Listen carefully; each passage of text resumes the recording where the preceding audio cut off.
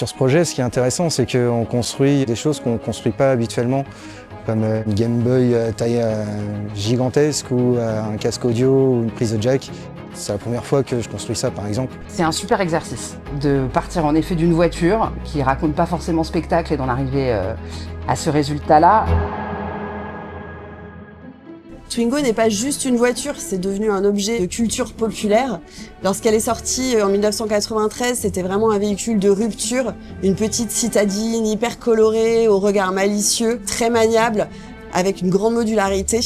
Avec le Twingo Live Show, nous avons voulu traiter Twingo comme une icône de la pop culture, avec son propre langage, sa personnalité, son univers, son humour et sa capacité à rassembler plusieurs générations. Quel meilleur lieu que le défilé Renault au cœur de la ville comme terrain de jeu pour Twingo.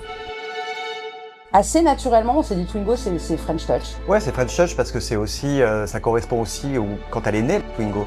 Je crois que c'est le début des années 90 et on était en pleine découverte de la French Touch, de cette house music française, avec son énergie, avec sa positivité et puis son élégance aussi.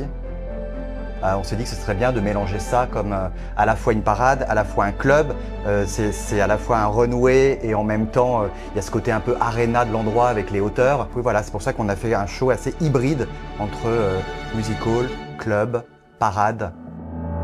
Donc ils m'ont fait part de leurs envies, des familles de costumes qu'ils voulaient créer, des personnages qu'ils voulaient créer. Et l'idée c'était de mettre ça en images, donc vraiment réaliser des croquis, afin de vraiment retranscrire l'idée en silhouette. Et donc on s'est amusé à essayer d'incarner et de personnifier autant les sensations que peut procurer la Twingo, comme par exemple par le biais des mascottes, ce côté très doudou du cœur, de la générosité, de l'arc-en-ciel, qui sont comme en fait des émotions qui sont personnifiées. On s'est aussi amusé évidemment à travailler l'incontournable grenouille, qui est la mascotte de Twingo et qu'on a tous et toutes en tête par le biais de personnages qui sont des acrobates, pour garder ce côté un peu pop, un peu fun et assez spectaculaire.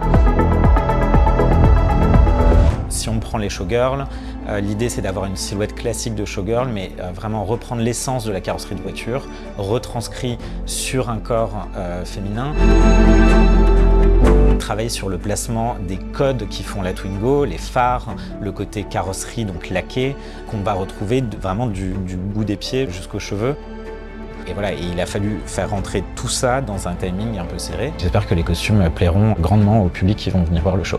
Les éléments de décor pour ce projet, ils sont un peu tous entamés en même temps. Le temps qu'il y en a un qui est en étude de matérialisation 3D, il y a un autre élément qui est en construction menuiserie. La grenouille qui, elle, pendant ce même temps, est en atelier de peinture. C'est des éléments assez intéressants à construire. Et normalement, ça devrait marcher. Avant de créer les chorégraphies, on est venu voir plusieurs fois le lieu. Et ce qui a été intéressant, c'est justement de créer tout par rapport au lieu. Et ça a été hyper inspirant. C'est la première fois que je chorégraphie dans un espace assez circulaire comme ça, avec les vitres qui ont été une partie challengeante pour moi, mais intéressante au final. Et on a décidé de faire des choses très minimalistes et impactantes. Et les personnages sont hyper inspirants, donc au final, ça va être super dans l'endroit. Tout a été créé spécialement pour cet endroit.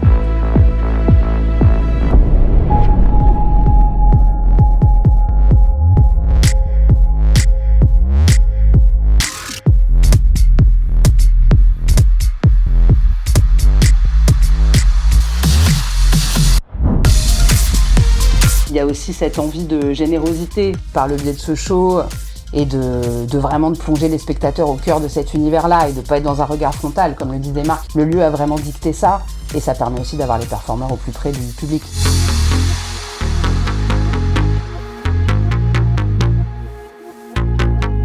Eh bah écoute, Twingo est hyper inspirante. Déjà sa forme ronde comme ça renvoie tout de suite à un univers très pop. Les couleurs aussi, on a envie de faire un truc très joyeux, très incarné comme Twingo finalement et les personnages qu'on a imaginés pour ce show, ce musical Twingo.